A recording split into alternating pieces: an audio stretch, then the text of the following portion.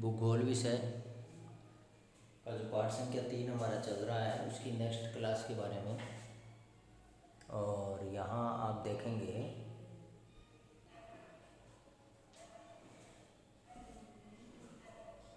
पाठ संख्या 3 की हम बात कर रहे थे और पाठ का नाम था हमारा जनसंख्या संगठन। तीसरा अध्याय चल रहा है अपना, अध्याय नंबर 3। और यह अध्याय नंबर 3 है, किसके बारे में है? जनसंख्या संगठन के बारे में। पाठ का नाम लिख लेंगे जनसंख्या संगठन। चल रहा है आपका पहले से।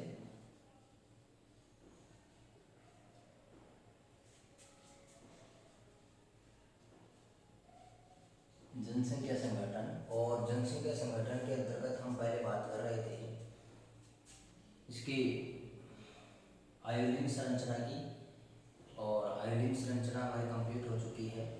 इसके बाद में एक आपका पॉइंट आता है वृद्ध होती जनसंख्या। हेडिंग डालेंगे आप, देखो वृद्ध होती जनसंख्या किसे कहेंगे? वृद्ध होती जनसंख्या। इससे क्या तात्पर्य है? वृद्ध होती जनसंख्या से क्या तात्पर्य है? तो वृद्ध होती जनसंख्या के बारे में पढ़ेंगे। तो इसमें है किसी देश या क्षेत्र की जनसंख्या में बुजुर्ग जनसंख्या का अनुपात अधिक हो जाना। वृद्ध होती जनसंख्या में क्या है? किसी देश, नीचे हेडिंग डाल के नीचे लिखेंगे किसी देश या क्षेत्र में वृद्ध जनसंख्या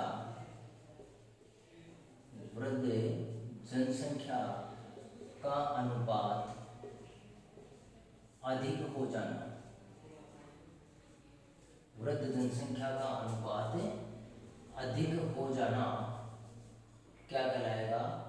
वृद्ध होती जनसंख्या कहलाएगा। पहला टॉपिक हो गया आपका वृद्ध होती जनसंख्या के बारे में हम पढ़ रहे हैं। तो कोई देश है या क्षेत्र है, इसमें अगर वृद्ध जनसंख्या का अनुपात अधिक हो जाएगा तो इसको हम क्या कहेंगे? वृद्ध होती जनसंख्या कहेंगे। इसके बाद में देखो कारण क्या है इसका वृद्ध होती जनसंख्या का। नीचे हम देखेंगे इसका कारण। वृद्ध होती जनसंख्या का कारण क्या है? कारण में है कि जो अधिकांश विकसित देश हैं इनमें उच्चतर स्वास्थ्य सेवाओं के अभाव के कारण लोगों की जीवन प्रत्याशा में उच्चतर स्वास्थ्य सेवाओं के कारण लोगों की जीवन प्रत्याशा में वृद्धि हुई है, और जिससे कुछ आयु वर्गों में जनसंख्या बढ़ी है। कारण में आप लिखेंगे कि किसी देश की वृद्ध होती जनसंख्या का अनुपात बढ़ जाना, ये वृद्ध जनसंख्या है। कारण में लिखेंगे कि विकसित देशों में या अधिकांशतः है विकसित देशों में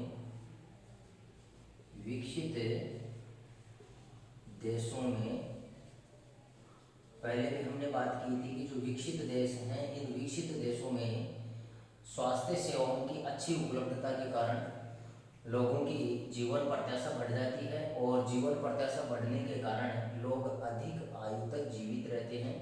अधिक आयु तक जीवित रहने के कारण वृद्ध जनसंख्या का अनुपात बढ़ जाएगा। तो इसमें नीचे लिखेंगे विकसित देशों में उच्चतर स्वास्थ्य सेवाओं के कारण उच्चतर स्वास्थ्य सेवाओं के कारण लोगों की जीवन प्रत्याशा यानी जीवन जीने की आशा, लोगों की जीवन प्रत्याशा में वृद्धि हुई है, जिससे उच्च आयु वर्गों में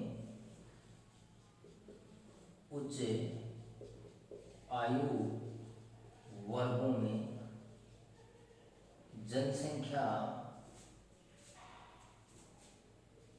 में वृद्धि हुई है और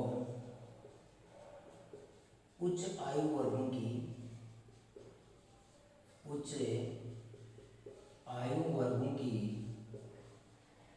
जनसंख्या का अनुपात बढ़ा है, अनुपात बढ़ा है, इसी को मतलब क्या कहा जाता है, वृद्ध होती जनसंख्या कहा जाता है। देखें देखें इसको एक बार,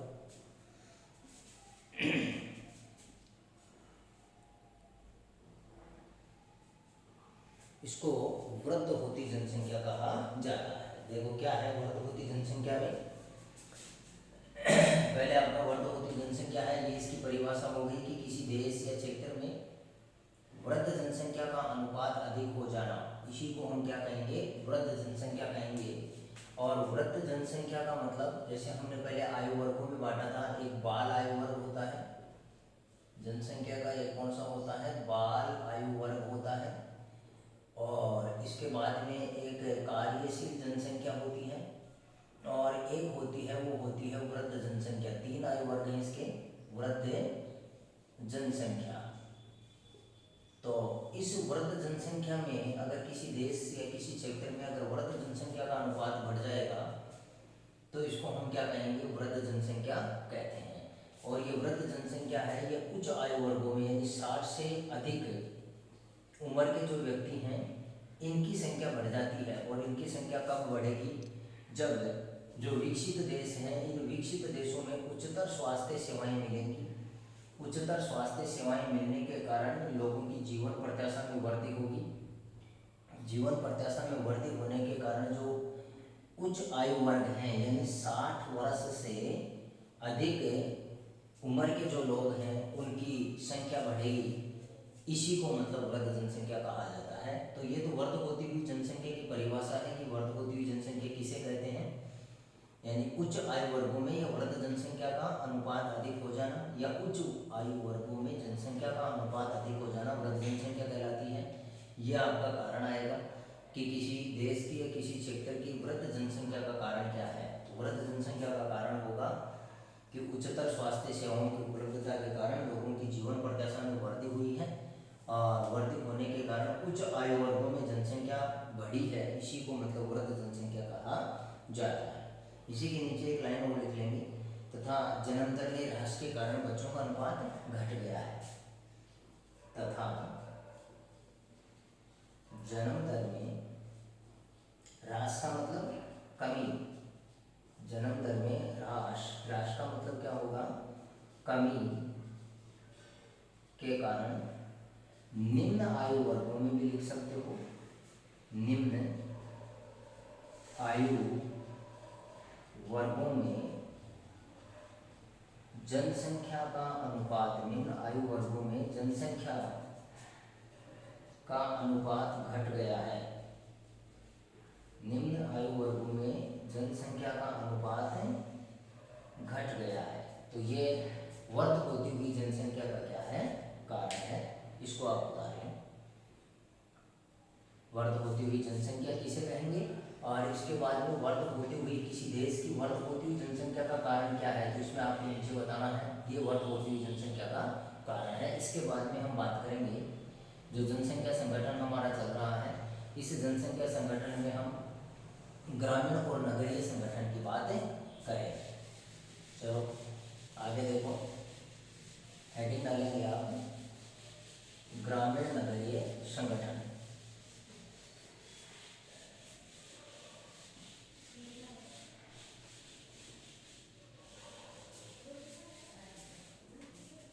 आगे आपकी हेडिंग क्या आएगी, ग्रामीण नगरीय संगठन। ये बीच में आपका वृद्ध होती जनसंख्या का एक पॉइंट था। अलग अलग हम पॉइंट पढ़ रहे हैं, लिंगानुपात का हमने पढ़ लिया है, और इसमें जो आयुलिंग पिरामिड था वो हमने पढ़ लिया था कल पहले वाले वीडियो में। वृद्ध होती हुई जनसंख्या क्या है और इसका कारण क्या है, ये बात हमने कर ली है। इसके बाद में हम पढ़ेंगे ग्रामीण नगरीय संगठन। जनसंख्या का कौन सा आएगा, ग्रामीण नगरीय संगठन। ग्रामीण नगरीय संगठन यहाँ देखेंगे, ग्रामीण नगरीय संगठन से तात्पर्य है कि जनसंख्या गांवों में भी निवास करती है और नगरों में भी निवास करती है, शहरों में भी निवास कर रही है और गांवों में भी निवास कर रही है। इस पॉइंट के अंतर्गत हम इस बात का अध्ययन करेंगे कि गांवों में जनसंख्या का संगठन किस प्रकार से है, कौन से देशों में पुरुषों की संख्या गांवों में ज़्यादा है, कौन से देशों में पुरुषों की संख्या गांवों में कम है, नगरों में वहाँ का जो संगठन है पुरुषों का और स्त्रियों का, कहाँ पुरुषों की संख्या ज़्यादा है और कहाँ कम है, अलग अलग देशों के बारे में। और इसका कारण भी हम पढ़ेंगे कि गाँवों में, जिन देशों में गाँवों में स्त्रियों की संख्या ज़्यादा है पुरुषों की संख्या कम है, उसका कारण क्या है, और जिन देशों में नगरों में स्त्रियों की संख्या ज़्यादा है और गाँवों में स्त्रियों की संख्या कम है, उनका कारण क्या है, इसका हम यहाँ अध्ययन करेंगे। तो सबसे पहले आप इसमें लिखेंगे, नीचे हेडिंग डाल दो, हेडिंग के नीचे लिखना शुरू करो, जनसंख्या का ग्रामीण और नगरीय विभाजन निवास के आधार पर होता है। यहाँ आप लिखेंगे जनसंख्या का ग्रामीण और नगरीय जो विभाजन है, ग्रामीण और नगरीय विभाजन,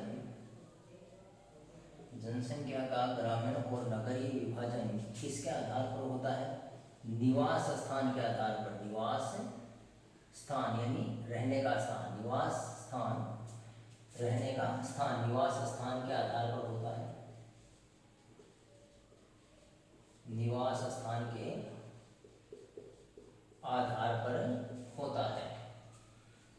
नेक्स्ट इसमें लिखेंगे कि ग्रामीण जनसंख्या किसे कहेंगे और नगरीय जनसंख्या हम किसे कहेंगे। तो नेक्स्ट आप इसमें डैश लगा के लिख लेंगे ग्रामीण जनसंख्या। देखो किसको कहा गया है ग्रामीण जनसंख्या,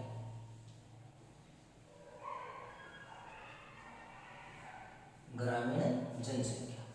और ग्रामीण जनसंख्या यानी ऐसे क्षेत्र जहाँ के लोग प्राथमिक क्रियाकलापों में संलग्न होते हैं। आगे आपके क्रियाकलाप हैं, आगे से अलग से चैप्टर दे रखा है, तो पूरा अध्ययन जो है हम उन चैप्टरों में करेंगे कि प्राथमिक क्रियाकलाप क्या होते हैं, द्वितीय क्रियाकलाप क्या होते हैं, तृतीय, चतुर्थ और पंचम। यहाँ हल्का सा हम पढ़ रहे हैं, बता देता हूँ मैं भी। ग्रामीण जनसंख्या ऐसे क्षेत्र, इसमें लिखेंगे ऐसे क्षेत्र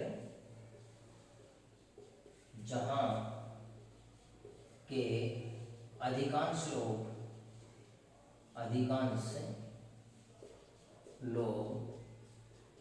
प्राथमिक क्रियाकलापों में, अधिकांश लोग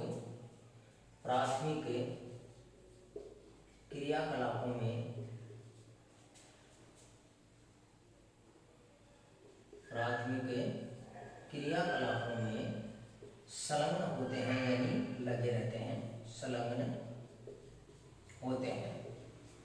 ध्यान देंगे ग्रामीण जनसंख्या किसे कहते हैं, ऐसे क्षेत्र जहाँ के अधिकांश लोग प्राथमिक क्रियाकलापों में संलग्न होते हैं, उन क्षेत्रों को क्या कहा जाता है, ग्रामीण जनसंख्या कहा जाता है। और प्राथमिक क्रियाकलापों के उदाहरण आप लिख लेंगे इसमें नीचे। देखो प्राथमिक क्रियाकलाप कई बार आएंगे आपके और अलग से भी चैप्टर है, यहाँ लिख लो 2-4 एग्जाम्पल। प्राथमिक क्रियाकलाप, प्राथमिक क्रियाकलाप का तात्पर्य है कि ऐसे क्रियाकलाप या ऐसी आर्थिक क्रिया भी कह सकते हैं, ऐसे क्रियाकलाप जिनमें प्राकृतिक संसाधनों का दोहन होता है, प्राकृतिक संसाधनों का दोहन होता है, उनको क्या कहा जाता है, प्राथमिक क्रियाकलाप कहा जाता है। उदाहरण देखेंगे प्राथमिक क्रियाकलापों में। प्राकृतिक संसाधनों से दोहन का तात्पर्य है कि जो प्रकृति की जो भी वस्तुएं हैं, प्रकृति के जो भी संसाधन हैं, उन संसाधनों का प्राथमिक क्रियाकलापों में ज़्यादा उपयोग किया जाता है, उनका दोहन किया जाता है। उदाहरण जैसे कृषि है, तो कृषि में देखेंगे जैसे भूमि है, जो जमीन है, इसका उपयोग हम करेंगे तो ही क्या कर सकते हैं, कृषि कर सकते हैं, सारी की सारी प्रकृति पर निर्भर है। पशुपालन है, ये प्राथमिक क्रियाकलापों के अंतर्गत आएगा। पशुपालन है वो भी पूरा का पूरा प्रकृति पर निर्भर है। कोई भी रेडीमेड चीज़ों की वजह से हम क्या नहीं कर सकते हैं, पशुपालन नहीं कर सकते हैं, रेडीमेड हम कृषि नहीं कर सकते हैं, बनावटी कृत्रिम। इसी के अलावा जैसे मछली पालन है, जिसको मत्स्य पालन कहा जाता है, मत्स्य पालन है, तो ये भी किसके अंतर्गत आएगा, प्राथमिक क्रियाकलापों के अंतर्गत आएगा।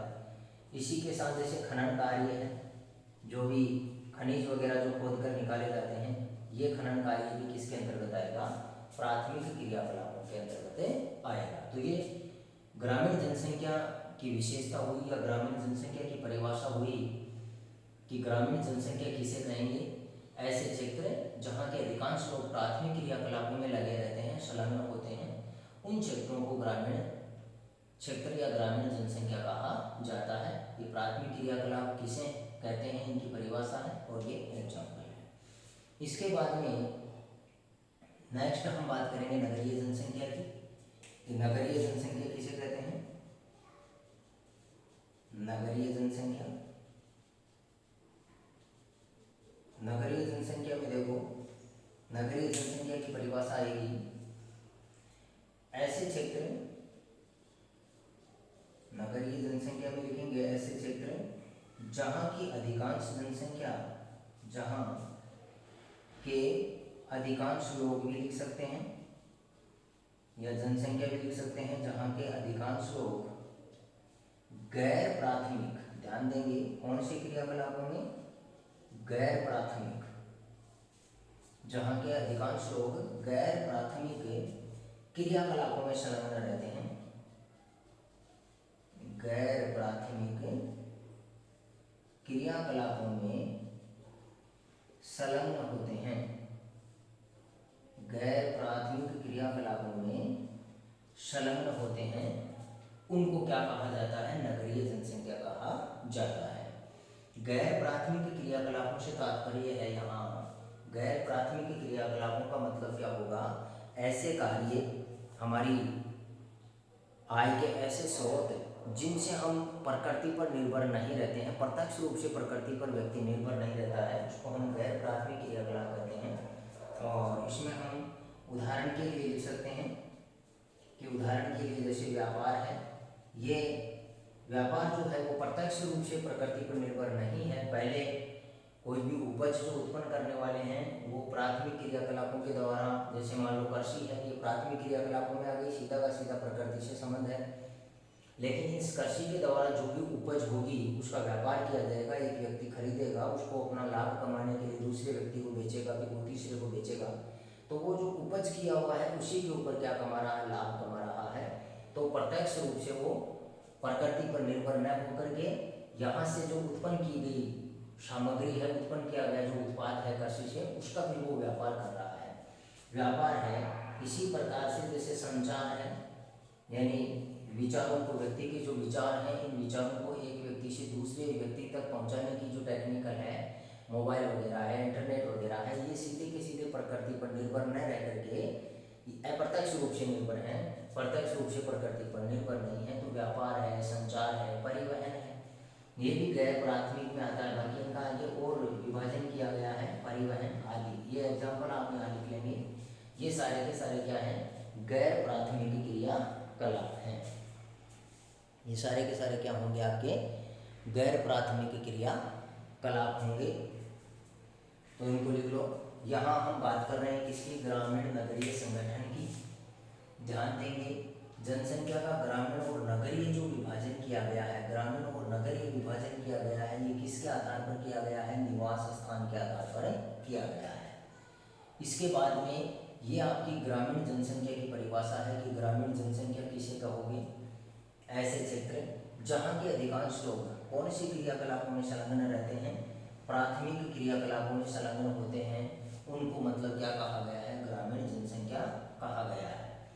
प्राथमिक क्रियाकलापों की आपकी परिभाषा हो गई, उदाहरण हो गए। इसके बाद में नगरीय जनसंख्या, और नगरीय जनसंख्या में आप ध्यान देंगे कि ऐसे क्षेत्र जहाँ के अधिकांश लोग जो हैं वो गैर प्राथमिक, और गैर प्राथमिक का मतलब प्रत्यक्ष रूप से प्रकृति पर निर्भर न रह करके अप्रत्यक्ष रूप से निर्भर हो सकते हैं, बाकी प्रत्यक्ष रूप से प्रकृति पर निर्भर नहीं होते हैं, इनको गैर प्राथमिक क्रियाकलाप कहा गया है। तो ये आपकी ग्रामीण और नगरीय जनसंख्या हुई। बात हम उसी की कर रहे हैं, ग्रामीण नगरीय संगठन की।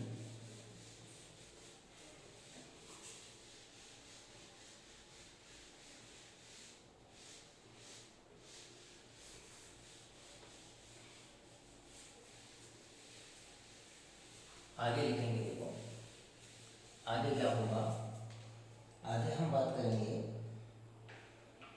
ग्रामीण तथा नगरीय जनसंख्या है वो निम्न विशेषताओं में एक दूसरे से अलग होती है। पॉइंट के रूप में लिख लेंगे इसको, ग्रामीण तथा नगरीय जनसंख्या, ग्रामीण तथा नगरीय जनसंख्या निम्न विशेषताओं में, यहाँ विशेषता लिखूंगा मैं, निम्न विशेषताओं में, निम्न विशेषताओं में एक दूसरे से अलग होती है, एक दूसरे से अलग होती है। निम्न विशेषताओं में एक दूसरे से अलग होती है। अब देखो ये विशेषताएं कौन कौन सी होंगी कि ग्रामीण और जो नगरीय जनसंख्या है इसका हम विभाजन जो कर रहे हैं, ये हमने परिभाषा में पढ़ ली कि ग्रामीण जनसंख्या किसे कहेंगे, नगरीय जनसंख्या किसे कहेंगे। और फिर देखो और कौन कौन सी विशेषताएं हैं इस ग्रामीण और नगरीय जनसंख्या की, और कौन कौन सी विशेषताएं हमारे को देखने को मिलेंगी। तो इसमें आप नीचे लिखो आजीविका, यानी उनके जो कमाई के जो साधन हैं, ग्रामीण लोगों के आर्थिक क्रियाकलाप अलग हैं और नगरीय लोगों के आर्थिक क्रियाकलाप अलग हैं। तो इसमें देखो किस किस में, एक तो आजीविका में, आजीविका का मतलब है यहाँ आय के स्रोत। आजीविका का तात्पर्य क्या होगा, गांवों के और शहरों के यानी नगरों के लोगों के आय के स्रोत क्या होते हैं, अलग अलग होते हैं। इसके बाद में सामाजिक दशा, जो सामाजिक संगठन है, समाज जो होता है गांवों में अलग प्रकार का है और शहरों में या नगरों में अलग प्रकार का है। सामाजिक दशा में क्या होगी, भिन्नता होगी, आजीविका में भिन्नता होगी, सामाजिक दशा में। आयु लिंग संगठन में भी भिन्नता पाई जाती है, वो अभी हम आगे पढ़ेंगे। आयु लिंग संगठन, और जैसा कि मैंने अभी आपको थोड़ा सा इसमें बताया था कि आयु लिंग संगठन का तात्पर्य अलग अलग देशों में अलग अलग प्रकार से हमारे को यहाँ देखने को मिलेगा कि जो हमारे पश्चिमी यूरोपीय देश हैं, इन पश्चिमी यूरोपीय देशों में नगरों में स्त्रियों की संख्या ज़्यादा है और गाँवों में स्त्रियों की संख्या कम है। इसका कारण भी हम पढ़ेंगे आगे। और हमारे जो भारतीय भारत है, ये एशियाई देश हैं, अफ्रीकी देश हैं, अफ्रीका महाद्वीप के विकासशील और जो अल्प विकसित देश हैं, उनमें गाँवों में स्त्रियों की संख्या ज़्यादा मिलेगी और नगरों में स्त्रियों की संख्या कम मिलेगी। इसका कारण भी हम पढ़ेंगे। तो आयु लिंग में भिन्नता पाई जाती है। ग्रामीण जनसंख्या में वृद्ध जनसंख्या का अनुपात भी ज़्यादा देखने को मिलता है। इसके बाद में जनसंख्या घनत्व, ये विशेषता है। जनसंख्या घनत्व है, ये नगरों में जनसंख्या का घनत्व है वो अधिक मिलेगा, बहुत कम स्थान पर अधिक लोग रहते हैं, गाँव में बहुत अधिक स्थान पर कम लोग रहते हैं। तो जनसंख्या घनत्व में भी क्या पाई जाती है, ग्रामीण और नगरीय जनसंख्या में भिन्नता पाई जाती है। इसके साथ साथ हम देखेंगे विकास का स्तर। गांव के लोगों का विकास का स्तर अलग होता है और शहर के लोगों का या नगर के लोगों का विकास का स्तर क्या होता है, अलग होता है। इन विशेषताओं में ग्रामीण और नगरीय जनसंख्या क्या होती है, अलग अलग होती है। तो ये पॉइंट डाल के लिख लें कि ग्रामीण और जो नगरीय जनसंख्या है वो कौन कौन सी विशेषताओं में एक दूसरे से अलग होती है। उसमें आप आय के स्रोत, गाँव के लोगों के आय के स्रोत अलग होते हैं और नगर में रहने वाले लोगों के आय के स्रोत अलग होते हैं। उनका समाज है, गांव के लोगों की सामाजिक दशा है वो अलग प्रकार से है, शहर के लोगों की सामाजिक दशा अलग प्रकार से है। आयु लिंग संगठन की मैं अभी बात कर रहा था कि जो विकसित देश हैं उनमें नगरों में स्त्रियों की संख्या ज़्यादा है और गाँवों में स्त्रियों की संख्या कम है।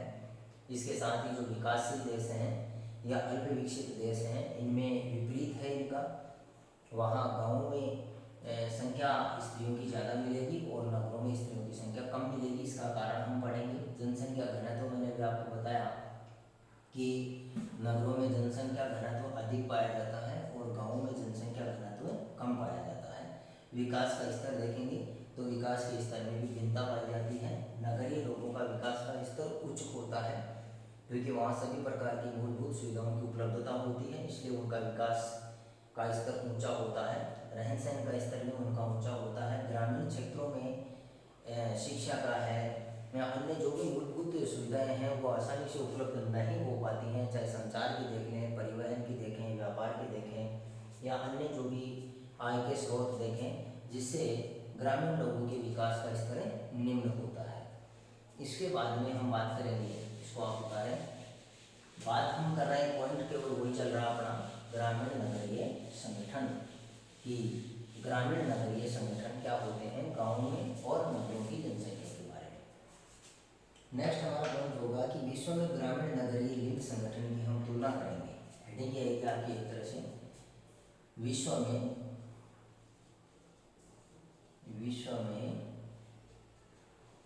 ग्रामीण नगरीय संगठन की तुलना।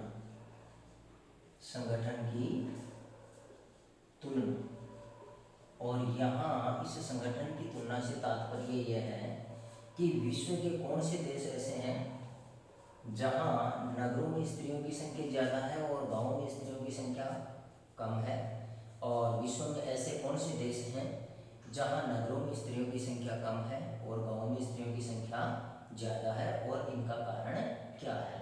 इस पॉइंट के अंतर्गत हम इन बातों का अध्ययन करेंगे। किसमें, विश्व में ग्रामीण नगरीय संगठन की तुलना करेंगे कि विश्व के अलग अलग देशों में गाँवों की जनसंख्या में स्त्री पुरुषों का अनुपात और नगरों की जनसंख्या में स्त्री पुरुषों का अनुपात।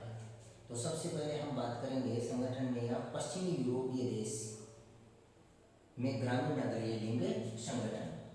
ये आपकी हेडिंग हो गई। इसके बाद में एक हेडिंग और होगी आपकी पश्चिमी, ये भी हेडिंग के रूप में लिख लेना, पश्चिमी यूरोपीय देश। पश्चिमी यूरोपीय देश का तात्पर्य है जैसे फिनलैंड है, पश्चिमी यूरोपीय देश इंग्लैंड है, फिनलैंड है, ये आपके फ्रांस है।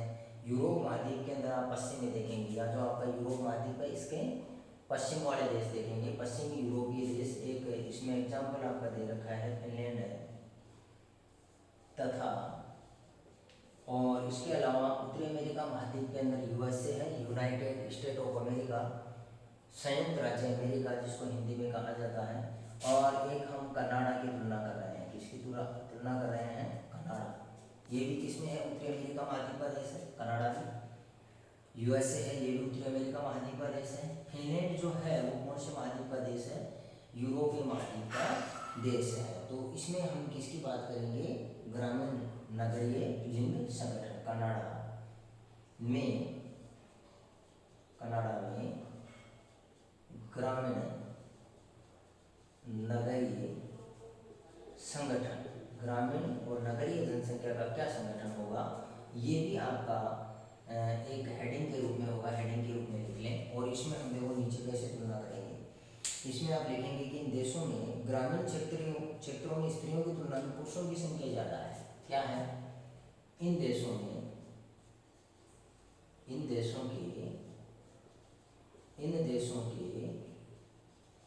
ग्रामीण क्षेत्रों में, इन देशों के ग्रामीण क्षेत्रों में स्त्रियों की तुलना में, ग्रामीण जो क्षेत्र हैं इनमें स्त्रियों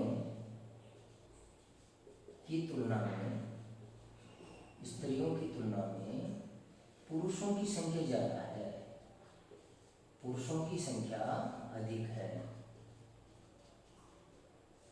स्त्रियों की तुलना में पुरुषों की संख्या अधिक है। फर्स्ट आपकी लाइन होगी, तुलना किसकी कर रहे हैं, पश्चिमी यूरोपीय देश, यूरोप महाद्वीप के पश्चिमी देश हैं। मैप में आप और देख लेंगे, सारे आ जाएंगे आपके, England, Germany, France, Finland, Switzerland, ये सारे हैं। और एक हम बात कर रहे हैं यूएसए की और कनाडा की। इनमें ग्रामीण नगरीय संगठन देख रहे हैं।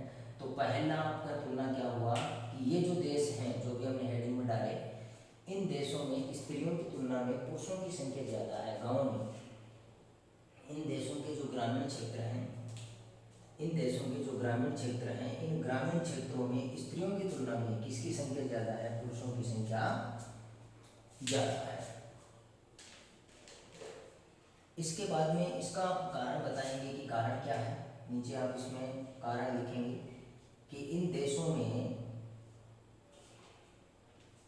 के ग्रामीण क्षेत्रों में स्त्रियों की तुलना में पुरुष ज़्यादा रहते हैं, स्त्रियां कम रहती हैं गाँव में, और और पुरुष क्या रहते हैं, ज़्यादा रहते हैं। इसका कारण क्या है, कारण में लिखा ये विकसित देश हैं,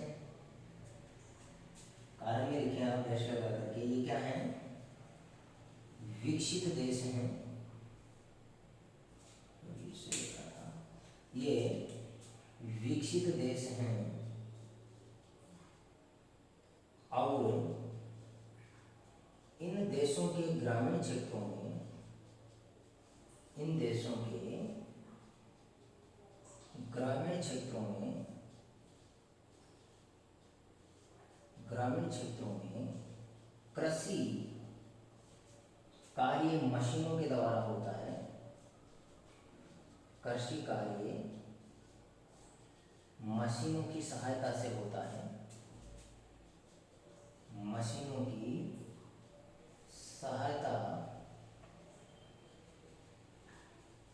से होता है तथा मशीनों का संचालन करने के लिए, मशीनों का संचालन या उनको चलाने के लिए या प्रचालन करने के लिए, मशीनों का संचालन करने के लिए स्त्रियों की तुलना में, स्त्रियों की तुलना में पुरुषों की सहभागिता अधिक होती है। स्त्रियों की तुलना में पुरुषों की सहभागिता अधिक होती है, अधिक होती है तथा स्त्रियां पढ़ी लिखी होने के कारण, स्त्रियां या स्त्रियों की शिक्षा का स्तर अच्छा होने के कारण से लिख सकते हैं तथा स्त्रियों की शिक्षा का स्तर उच्च होने के कारण, उच्च होने के कारण स्त्रियां रोजगार के लिए, रोजगार के लिए नगरों में प्रवास कर जाती हैं, नगरों में प्रवास कर जाती हैं। इसी कारण मतलब इन देशों में गांवों में पुरुषों की संख्या क्या रहती है, अधिक रहती है, नगरों में क्या कर जाती है, ये पलायन कर जाती है। देखो उतार दो उसको, इसके बाद में हम देखते हैं क्या बात की है हमने। पश्चिमी यूरोपीय जो देश हैं और पश्चिमी यूरोपीय देशों में फिनलैंड की हमने बात की है मुख्य रूप से। इसके अलावा यूएसए और कनाडा में ग्रामीण नगरीय संगठन हम पढ़ रहे हैं कि यूएसए में, कनाडा में, पश्चिम यूरोपीय देशों में ग्रामीण नगरीय लिंग संगठन है वो किस प्रकार का होता है। तो इसमें आपको ये बताना है कि जो पश्चिमी यूरोपीय देश हैं जैसे फिनलैंड है, फ्रांस है, जर्मनी है, अन्य जो भी पश्चिमी यूरोपीय देश हैं मैप में आप देखेंगे, इसके साथ यूएसए है, कनाडा है, इनमें मुख्य विशेषता क्या है, ये विकसित देश हैं और विकसित देश होने के कारण जो भी कृषि कार्य है, क्योंकि अभी हमने पढ़ा था कि ग्रामीण जनसंख्या किसको कहेंगे, जहाँ खेती होती है, प्राथमिक क्रियाकलाप जहाँ ज़्यादा होते हैं, जिन क्षेत्रों के लोग प्राथमिक क्रियाकलापों में ज़्यादा संलग्न होते हैं वो क्षेत्र ग्रामीण नगरीय या ग्रामीण जनसंख्या के अंतर्गत आते हैं। तो यहाँ ग्रामीण जो क्षेत्र होते हैं, इन देशों के जो गांव हैं, इन देशों की जो ग्रामीण जनसंख्या है, ग्रामीण क्षेत्र हैं, इन ग्रामीण क्षेत्रों में जो कृषि का कार्य है, क्योंकि ये विकसित हैं और विकसित होने के कारण यहाँ जो कृषि कार्य है वो किसकी सहायता से होता है, मशीनों की सहायता से होता है। किसकी सहायता से होगा, मशीनों की सहायता से होगा। दूसरा आपको मालूम है कि इन मशीनों को संचालन करने के लिए, इन मशीनों को चलाने के लिए स्त्रियों की बजाय, क्योंकि यहाँ अधिक शारीरिक श्रम की आवश्यकता भी होती है, तो स्त्रियों की तुलना में पुरुषों की सहभागिता अधिक होती है, यानी पुरुष हैं वो मशीनों को चलाने में स्त्रियों की बजाय थोड़ी ज़्यादा निपुण होते हैं। इसलिए मशीनों को चलाने में पुरुषों की सहभागिता अधिक होगी और पुरुषों की सहभागिता अधिक होने के कारण गाँव में पुरुषों की जनसंख्या ज़्यादा रहेगी। दूसरी बात, स्त्रियाँ क्या करेंगी? स्त्रियों का कारण क्या है? यहाँ की जो स्त्रियाँ हैं, विकसित देशों की जो महिलाएं हैं, इनका शैक्षिक स्तर उच्च होता है। लगभग सभी महिलाएं पढ़ी लिखी होती हैं, उच्च शिक्षा का स्तर होता है और उच्च शिक्षा का स्तर होने के कारण ये महिलाएं रोजगार के लिए कहाँ पलायन कर जाती हैं? नगरों में पलायन कर जाती हैं। इसलिए नगरों में स्त्रियों की संख्या बढ़ जाती है और गाँवों में स्त्रियों की संख्या क्या रहती है? कम रहती है। तो आपको ध्यान में रखना है कि जो पश्चिमी यूरोपीय देश हैं, कनाडा है, यूएसए है, फिनलैंड है, इनमें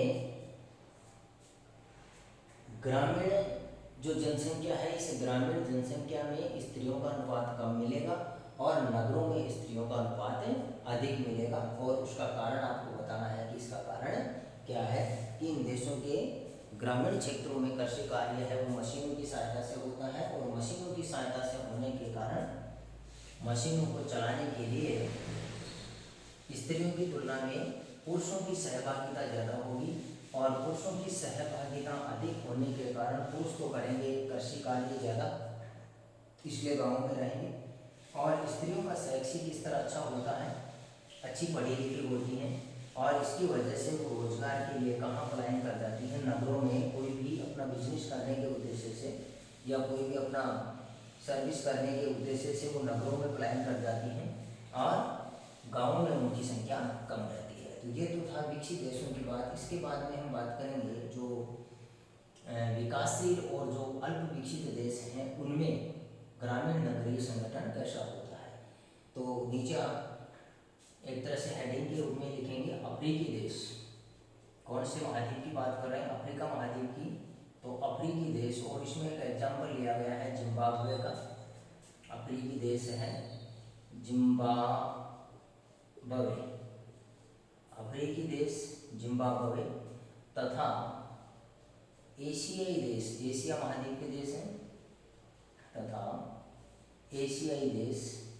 और एशिया महाद्वीप के देशों में एक तो भारत की तुलना की गई है, एशियाई देश हैं, इसमें भारत है, नेपाल है, पाकिस्तान है, भारत है, नेपाल। इनको आपको मैप में देखना है। मैप में जब तक नहीं देखेंगे तब तक ये आपके मानसिक पटल पर नहीं आएंगे और आप इनको नहीं समझ पाएंगे। मैप देखना बहुत जरूरी है। तो अफ्रीकी देश जिम्बाब्वे, एशियाई देश भारत, नेपाल और पाकिस्तान की हम तुलना करेंगे। पाकिस्तान में ग्रामीण नगरीय संगठन, इनमें किसकी तुलना करेंगे हम? ग्रामीण नगरीय संगठन की। ग्रामीण नगरीय संगठन किस प्रकार का पाया जाता है? यह आपकी हेडिंग हो जाएगी कि अफ्रीकी देश जिम्बाब्वे और एशियाई देश भारत, नेपाल, पाकिस्तान में ग्रामीण नगरीय संगठन किस प्रकार का पाया जाता है।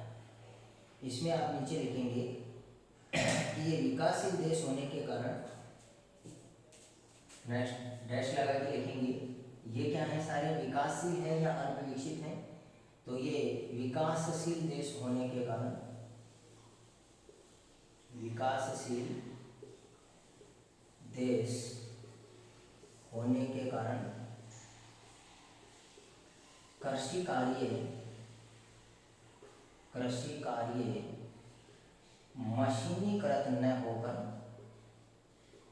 कृषि कार्य मशीनीकृत न होकर मानवीय श्रम पर आधारित होता है।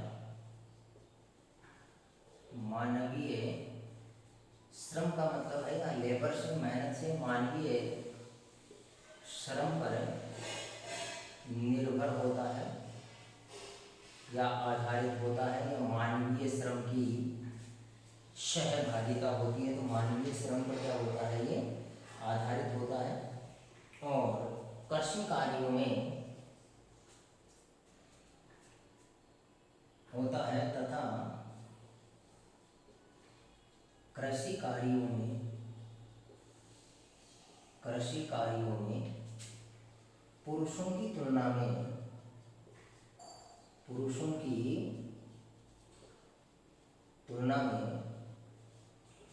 महिलाओं की सहभागिता अधिक होती है। पुरुषों की तुलना में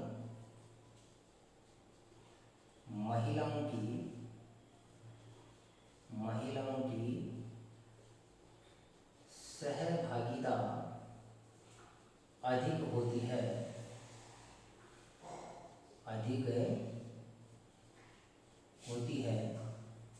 तथा पुरुष रोजगार के लिए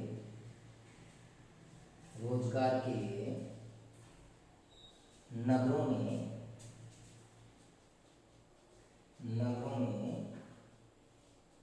प्रवास कर जाते हैं या पलायन कर जाते हैं, अतः इन देशों के ग्रामीण क्षेत्रों में ग्रामीण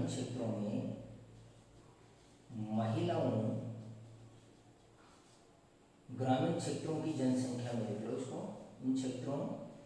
इन देशों के ग्रामीण क्षेत्रों की जनसंख्या में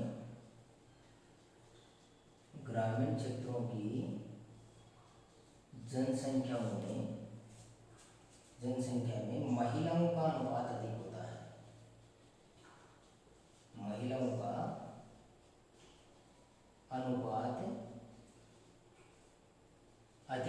है। महिलाएं ज़्यादा होंगी, महिलाओं का अनुपात क्या होता है? अधिक होता है। किसकी बात कर रहे हैं? देखो, अफ्रीकी देश, कोष्टक में जिम्बाब्वे लिख लेंगे, देश का नाम लिखा है, बाकी अन्य अफ्रीकी देश भी हैं। एशियाई देशों का एग्जाम्पल बताया गया है, भारत है, नेपाल है, पाकिस्तान है, इसमें ग्रामीण नगरीय संगठन की। तो इसमें आपको बताना है कि ये कैसे देश हैं? विकासशील देश हैं, इनके पास अधिक पूंजी नहीं है, और अधिक पूंजी नहीं होने के कारण जो कृषि कार्य है वो मशीनों की सहायता से न करके मानवीय श्रम का ज़्यादा उपयोग किया जाता है। और मानवीय श्रम का अगर हम ज़्यादा उपयोग करेंगे तो यहाँ मानवीय श्रम में यानी मेहनत करने में पुरुषों की बजाय महिलाओं की भागीदारी जो है, इन देशों में महिलाओं की भागीदारी कृषि कार्यों में ज़्यादा होती है। महिलाओं का शैक्षिक स्तर भी इन देशों में कम है, और कम होने की वजह से वो ज़्यादातर किसका काम करते हैं? कृषि का कार्य करती हैं। तो इसका कारण देखेंगे कि कृषि जो कार्य है ये मशीनीकृत न होकर के, मशीनों की सहायता से न होकर के किसकी सहायता से हो रहा है? मानवीय श्रम पर निर्भर होता है।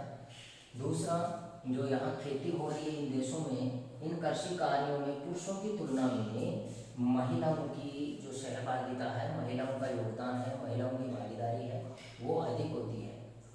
साथ ही अगर महिलाएं कृषि कार्य में हाथ बटाती हैं, कृषि कार्य करती हैं, तो वहाँ के जो पुरुष होते हैं, ये पुरुष क्या करते हैं? रोजगार के लिए, अपना किसी भी प्रकार का रोजगार करने के लिए नगरों में प्रवास कर जाते हैं। इसलिए नगरों में पुरुषों की संख्या बढ़ जाती है और गाँवों में स्त्रियों की संख्या बढ़ जाती है। तो इन देशों के गाँवों में जो जनसंख्या है, ग्रामीण जनसंख्या, उस ग्रामीण जनसंख्या में महिलाओं का अनुपात अधिक होगा, और इन देशों की जो नगरीय जनसंख्या है, इसमें महिलाओं का अनुपात क्या होगा? कम होगा। इसके बाद में ये देख लें, फिर देख लें।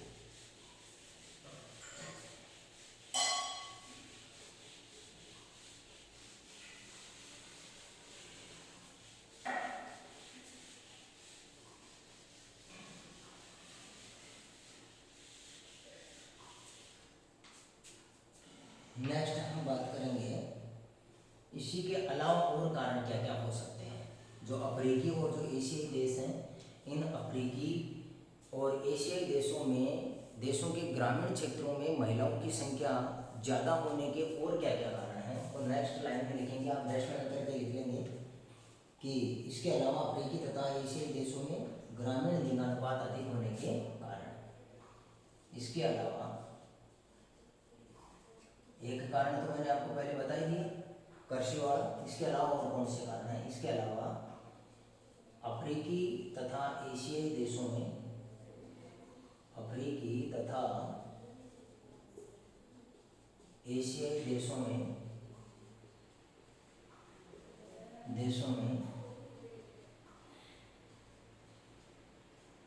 देशों के ग्रामीण क्षेत्रों में, ऐसे लिखना, देशों के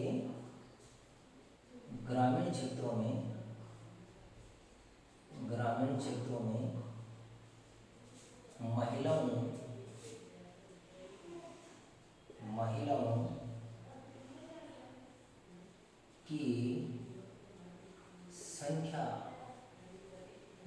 की संख्या अधिक होने का कारण, महिलाओं की संख्या अधिक होने का और क्या क्या कारण है। एक कारण तो कृषि कार्य का आ गया था, इसके अलावा कौन कौन से कारण हैं उसमें देखेंगे। पहला कारण है रहन सहन का स्तर। पहला कौन सा है, रहन सहन का स्तर।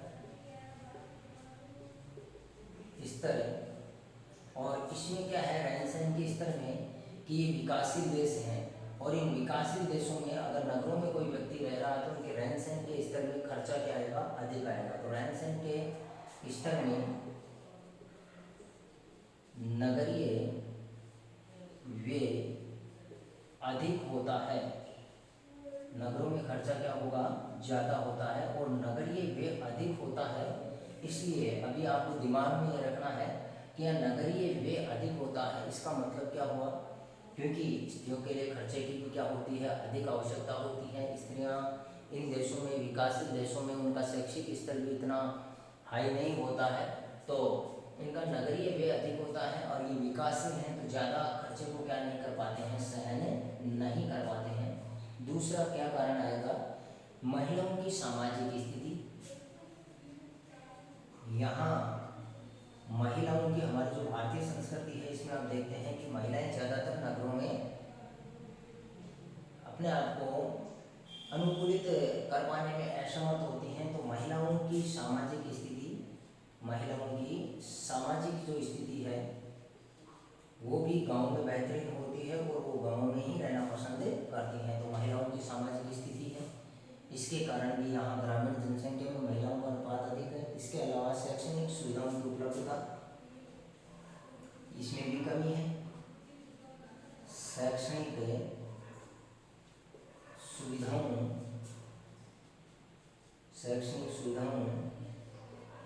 की उपलब्धता, ये भी कारण है। और शैक्षणिक सुविधाओं की उपलब्धता का मतलब है कि नगरों में शैक्षणिक सुविधाएं तो अधिक उपलब्ध होती हैं, लेकिन इन शैक्षणिक सुविधाओं की उपलब्धता के लिए व्यय अधिक करना पड़ता है। ये इसका वो देखो भाई, इसके कारण देखो अलग ले लीजिए अपन ने, साक्षरता से संबंधित आ गए, इसको क्या करें। बात हम किसकी कर रहे हैं, बात हम कर रहे हैं कि अफ्रीकी, हटाओ उसको, जो अफ्रीकी देश हैं और एशियाई देश हैं में ग्रामीण क्षेत्रों में महिलाओं की संख्या ज़्यादा क्यों है, इसका कारण हम पढ़ रहे हैं। साक्षरता पर चलते हैं।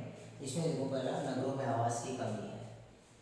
इसमें पहला कारण क्या है, उसको काट देना भाई। नगरों में क्या है, आवास की कमी।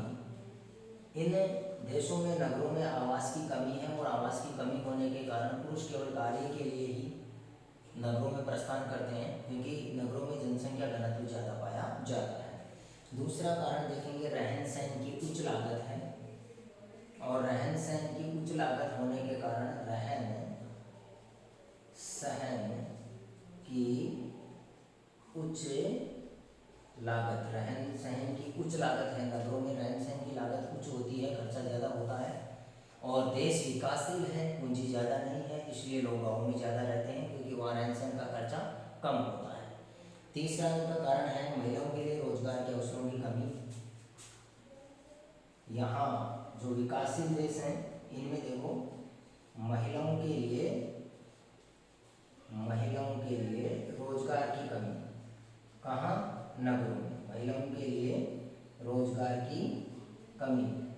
और यहाँ महिलाओं के लिए रोजगार की कमी से तात्पर्य है कि महिलाओं का शैक्षिक स्तर अधिक नहीं होता है, और शैक्षिक स्तर अधिक नहीं होने के कारण वो कृषि कार्यों में ही ज़्यादा लगे रहते हैं, अन्य कार्य नहीं कर पाते हैं। तो महिलाओं के लिए रोजगार की कमी है। और दूसरा है कि जो विकासशील देश हैं, इन विकासशील देशों के नगरों में महिलाओं की सुरक्षा की भी कमी होती है। नगरों में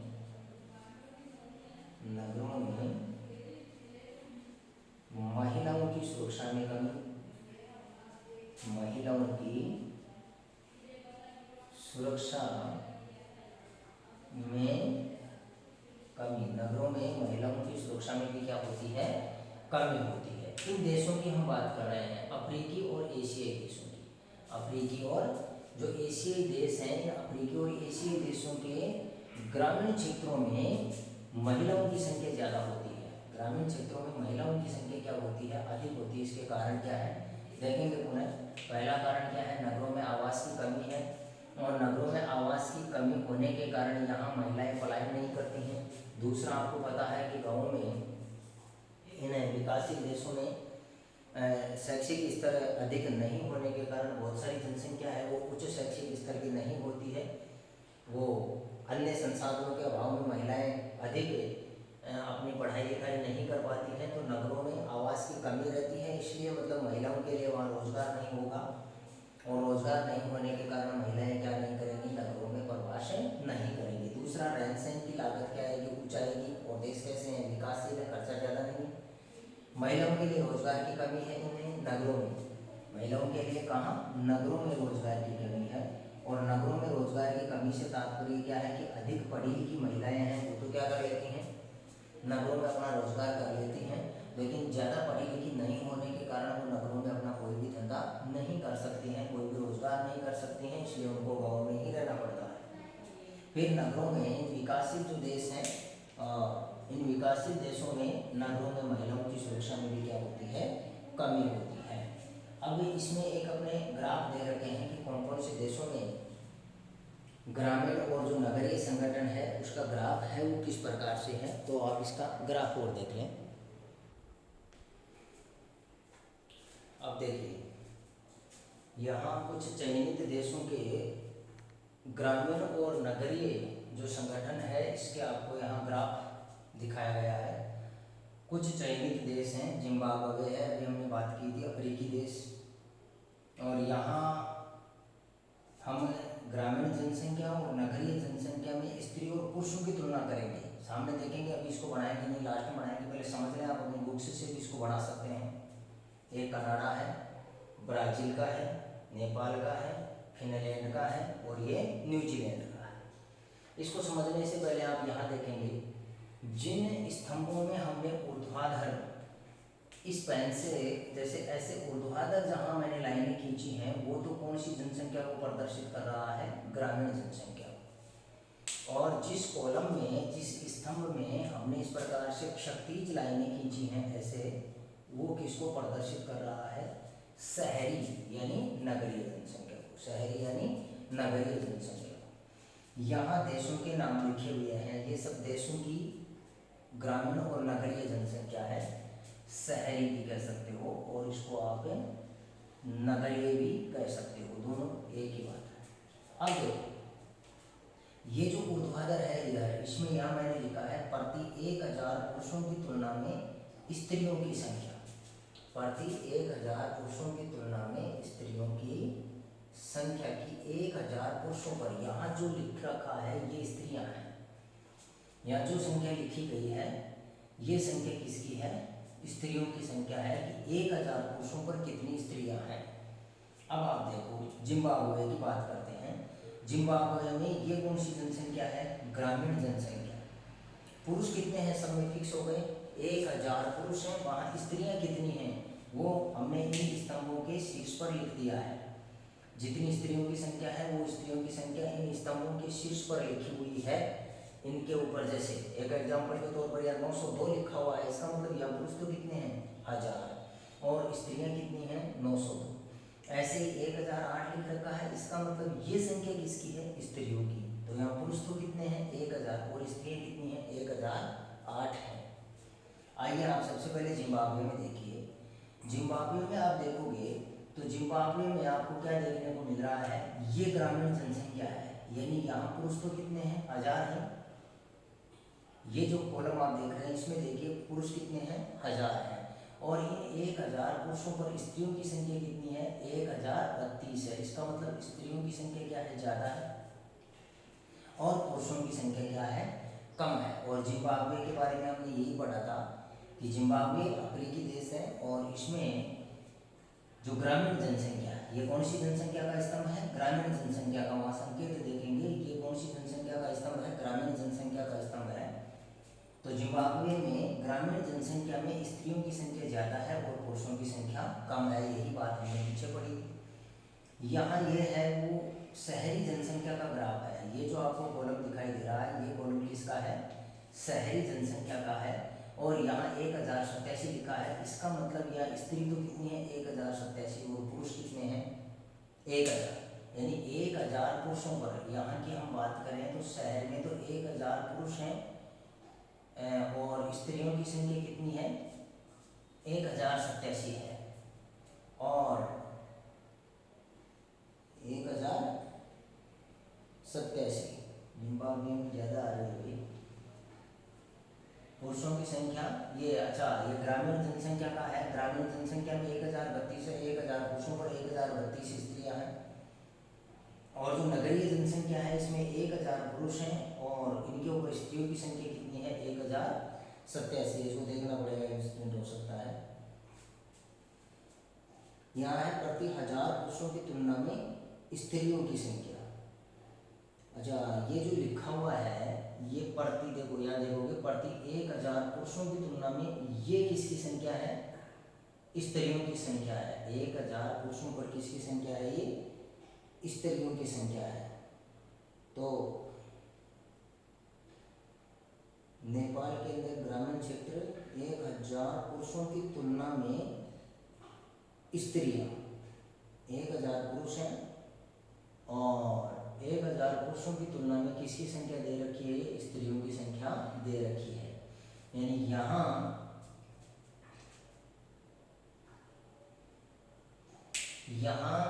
1032 पुरुषों की संख्या है 1032 और शहरी क्षेत्रों में पुरुषों की संख्या कितनी है 1087, इसको उल्टा करेंगे, यहाँ 1032 पुरुष हैं और यहाँ 1087 पुरुष हैं। तो यानी शहरी जो क्षेत्र है जिम्बाब्वे का इसमें पुरुषों की संख्या ज़्यादा है और स्त्रियों की संख्या कम है। कनाडा में देखो ग्रामीण क्षेत्र में, कनाडा के ग्रामीण क्षेत्र में पुरुषों की संख्या 1069 है और स्त्रियों की संख्या 1000 है। इसका मतलब गाँवों में स्त्रियाँ कम और शहरों में ये स्त्रियाँ कम हैं और पुरुष ज़्यादा हैं।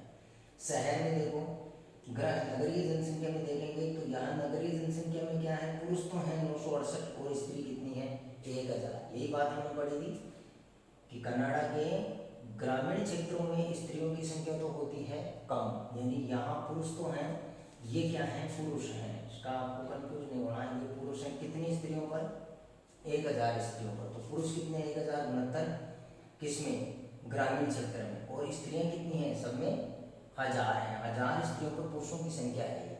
जैसे ये भी क्या है पुरुष हैं, ये भी क्या है पुरुष, सारे ऊपर जो लिख रखे हैं इनको पुरुष मानेंगे आप।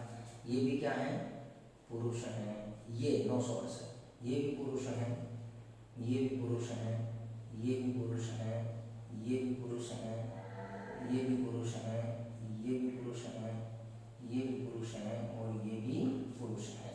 अब समझो इसको, जिम्बाब्वे है ये तो ग्रामीण जनसंख्या का ग्राफ स्तंभ है और ये नगरीय जनसंख्या का स्तंभ है, इस प्रकार से वहाँ जो संकेत है उसमें। तो जिम्बाब्वे में देखो जो ग्रामीण जनसंख्या है इस ग्रामीण जनसंख्या में पुरुष कितने हैं 1032 हैं और स्त्रियां कितनी हैं 1000 हैं। और शहर में आप देखेंगे तो 1000 स्त्री हैं और पुरुष कितने हैं 1087, यानी ग्रामीण जनसंख्या में पुरुष कम है और शहरी जनसंख्या में पुरुष ज़्यादा है। यहाँ तो 1032 है और यहाँ कितने 1087। कनाडा में देखेंगे तो गाँव में पुरुष ज़्यादा हैं और शहरों में पुरुष कम है। ब्राज़ील में देखो गाँव में पुरुष क्या हैं ज़्यादा हैं और शहरों में पुरुष कम है। इसके बाद में यहाँ जो है नेपाल में देखो गाँव में पुरुष 938 हैं और शहरों में कितने हैं 1008, यानी शहरों में पुरुष ज़्यादा हैं और गाँव में पुरुष क्या है कम है। या फिनलैंड में देखेंगे तो गाँव में पुरुष 1062 हैं जबकि शहर में कितने हैं 991 हैं। यहाँ न्यूजीलैंड में देखेंगे तो गाँव में 1051 हैं और यहाँ कितने हैं शहरों में 955 हैं। इसमें क्या सारांश निकलता है, इसमें आपका लास्ट में सारांश निकल कर आता है कि जो अल्प विकसित या विकासशील देश हैं, अल्प विकसित और जो विकासशील देश हैं उन अल्प विकसित और विकासशील देशों में किसकी बात कर रहे हैं, या तो कैसे देश हैं, अल्प विकसित, या कैसे हैं, विकासशील। तो अल्प विकसित और जो विकासशील देश हैं, इन अल्प विकसित और विकासशील देशों में जो ग्रामीण जनसंख्या है, उस ग्रामीण जनसंख्या में महिलाओं की संख्या ज़्यादा है। ग्रामीण जनसंख्या में महिलाओं की संख्या क्या मिलेगी आपको, अधिक मिलेगी विकासशील और अविकसित देशों में। अगर हम बात करें विकसित देशों की, किसकी बात करेंगे, अगर विकसित देशों की बात करेंगे तो विकसित देशों की जो ग्रामीण जनसंख्या है, उस ग्रामीण जनसंख्या में पुरुषों की संख्या अधिक मिलेगी। ग्रामीण जनसंख्या में, विकसित देशों की ग्रामीण जनसंख्या में पुरुषों की संख्या क्या मिलेगी, अधिक मिलेगी, और शहरी जनसंख्या में पुरुषों की संख्या कम मिलेगी। देखिए कनाडा एक विकसित देश है। कनाडा क्या है, एक विकसित देश है।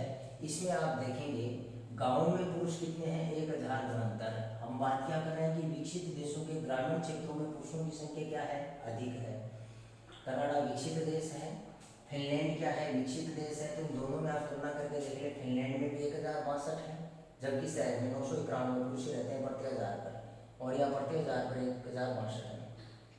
कनाडा की हम बात करेंगे तो 1072 गाँवों में पुरुषों की संख्या, और शहरों में पुरुषों की संख्या क्या है, कम है। यही बात की थी हमने पश्चिमी यूरोपीय देशों की, और कनाडा है, यूएसए है, इनकी।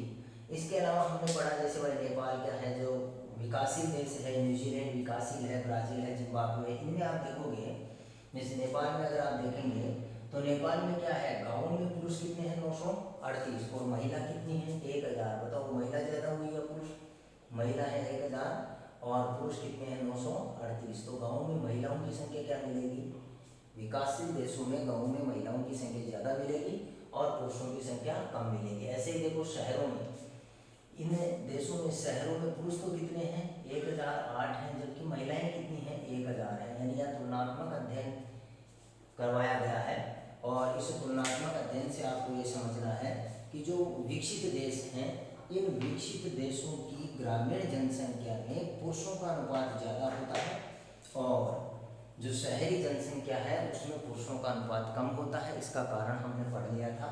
ये ग्राफ आप क्या कर लेंगे, उतार लेंगे, चाहे तो आप पुस्तक की सहायता से उतार लेंगे। यहाँ जो संख्या है ये पुरुषों की संख्या है, इसको आपको इस प्रकार से समझना है। ये जो संकेत है ये ग्रामीण का है, और ये जो संकेत आपको दे रखा है वो किसका है, शहरी या नगरीय जनसंख्या।